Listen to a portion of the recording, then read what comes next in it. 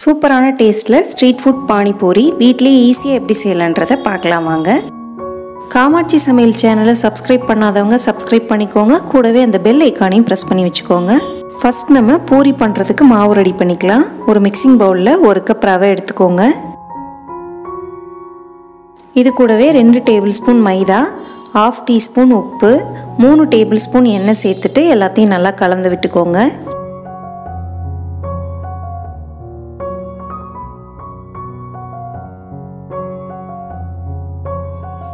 நம்ம சேர்த்த உப்பு, மைதா, எண்ணெய் எல்லாம் நல்லா கலந்ததுக்கு அப்புறம் கொஞ்சம் கொஞ்சமாக தண்ணி சேர்த்து நல்லா சாஃப்டான மாவை பிசைஞ்சு எடுத்துக்கோங்க.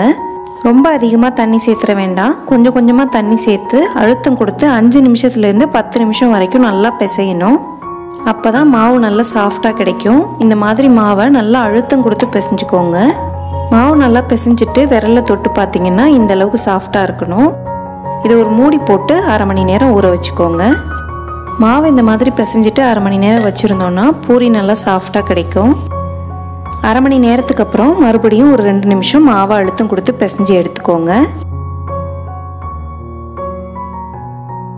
இந்த மாதிரி நல்லா பிசைஞ்சதுக்கப்புறம் இதுலேருந்து கொஞ்சமாக மாவு எடுத்துகிட்டு சப்பாத்தி தேய்க்கிற கல்லில் வச்சு தேய்ச்சிக்கலாம். தேய்க்கிறதுக்கு முன்னாடி கொஞ்சமாக மைதா மாவு தூவிட்டு அதுக்கப்புறம் மாவு வச்சு தேய்க்க ஆரம்பிங்க. ரொம்ப தின்னாகவும் இல்லாமல் திக்காகவும் இல்லாமல் மீடியமான திக்னஸில் தேய்ச்சி எடுத்துக்கோங்க. மாவை இந்த மாதிரி தேய்ச்சி எடுத்துட்டு குக்கீஸ் கட்டரோ இல்லை சின்னதாக ஒரு மூடியோ வச்சு மாவை ரவுண்ட் ரவுண்டாக கட் பண்ணி எடுத்துக்கோங்க. எக்ஸஸாக இருக்கிற மாவை வேஸ்ட் பண்ணிட வேண்டாம். அந்த மாவை மறுபடியும் தேய்ச்சி கட் பண்ணிக்கலாம். இந்த சைஸ்க்கு கட் பண்ணிங்கன்னா கரெக்டாக இருக்கும்.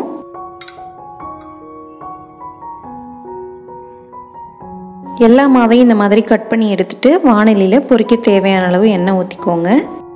இந்த பூரி பண்ணுறதுக்கு எண்ணெய் நல்லா சூடாக இருக்கணும். அதுக்கப்புறம் தான் நம்ம பூரி செய்ய ஆரம்பிக்கணும். ஃபஸ்ட்டு ஒரே ஒரு பூரி போட்டு பார்க்கலாம். இந்த பூரி நல்லா உப்பி வந்துச்சுன்னா அதுக்கப்புறம் நம்ம 2-3 பூரி போட்டு பொரிச்சு எடுத்துக்கலாம்.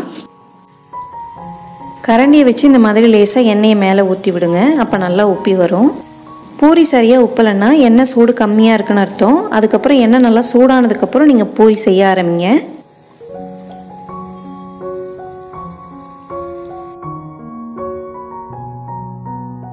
ரெண்டு சைடும் நல்லா பொன்னிறமாக செவந்து வந்ததுக்கப்புறம் வெளியில் எடுத்துக்கோங்க. இப்போ எண்ணெய் நல்லா கரெக்டான பக்குவத்தில் இருக்குது. 2-3 பூரி போட்டு பொரிச்சு எடுத்துக்கலாம். மாவு இந்த மாதிரி ஓரமாக போட்டிங்கன்னா எண்ணெய் கையில் தெறிக்காமல் இருக்கும். பானிபூரி, மசால் பூரி, பேல் பூரின்னு எல்லாத்துக்குமே இந்த பூரியை யூஸ் பண்ணிக்கலாம். கோதுமை மாவு, மைதா மாவு வச்சு செய்கிற பூரி உப்பி வந்ததுமே வெளியில் எடுத்துருவோம். இந்த பூரி அப்படி எடுக்கக்கூடாது. நல்லா உப்பி வந்ததுக்கப்புறம் 2 சைடும் திருப்பி விட்டு நல்லா பொன்னிறமாக செவந்து வர வரைக்கும் இருக்கணும். இந்த மாதிரி வெள்ளையாக இருக்கும் போதே வெளியில் எடுத்துட்டிங்கன்னா நமத்து போன மாதிரி இருக்கும். அதனால் நல்லா செவந்ததுக்கப்புறம் வெளியில் எடுத்துக்கோங்க. இந்த மாதிரி நல்லா பொன்னிறமாக செவந்ததும் வெளியில் எடுத்துக்கலாம். இதே மாதிரியே எல்லா பூரியையும் பொரிச்சு எடுத்துக்கோங்க. அடுத்ததாக நம்ம க்ரீன் சட்னி ரெடி பண்ணிக்கலாம்.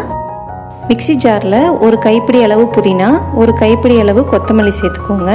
இது கூடவே ஒரு துண்டு இஞ்சி, 2 பச்சை மிளகாய், கொஞ்சமாக புளி சேர்த்துட்டு நல்லா ஃபைன் பேஸ்ட்டாக அரைச்சி எடுத்துக்கோங்க. தேவைப்பட்டால் கொஞ்சமாக தண்ணி சேர்த்து அரைச்சிக்கலாம். ஒரு பவுலில் அரைச்ச சட்னி சேர்த்துட்டு மிக்ஸி ஜாரில் கொஞ்சமாக தண்ணி சேர்த்து அதையும் இது கூட ஊற்றிக்கோங்க. நம்ம அரைச்சி எடுத்த இந்த சட்னிக்கு தாராளமாக 1 கப் அளவு தண்ணி சேர்த்துக்கலாம்.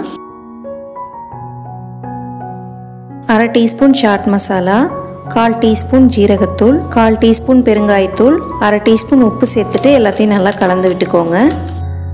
நல்லா கலந்துட்டு கொஞ்சம் டேஸ்ட் பண்ணி பாருங்கள். உப்பு பத்தலைன்னா மறுபடியும் கொஞ்சம் சேர்த்துக்கோங்க.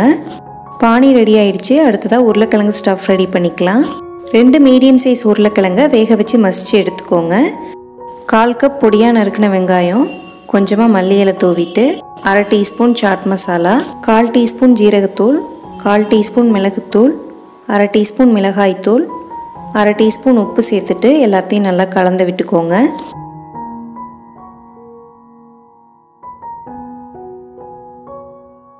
உருளைக்கிழங்கு ஸ்டஃப்பும் ரெடி ஆயிடுச்சு. அடுத்ததாக நம்ம பானிபூரி செய்ய ஆரம்பிச்சிடலாம். பூரியோட ஒரு சைடு இந்த மாதிரி உடச்சி எடுத்துக்கோங்க.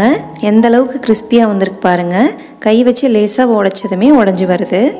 உடச்சி எடுத்த பூரிக்குள்ளே கொஞ்சமாக உருளைக்கிழங்கு ஸ்டஃப் வச்சுக்கோங்க. பானியை இந்த மாதிரி நல்லா கலந்து விட்டுட்டு பூரி ஃபுல்லாக ஊற்றி சாப்பிட்டோன்னா டேஸ்ட்டு சூப்பராக இருக்கும்.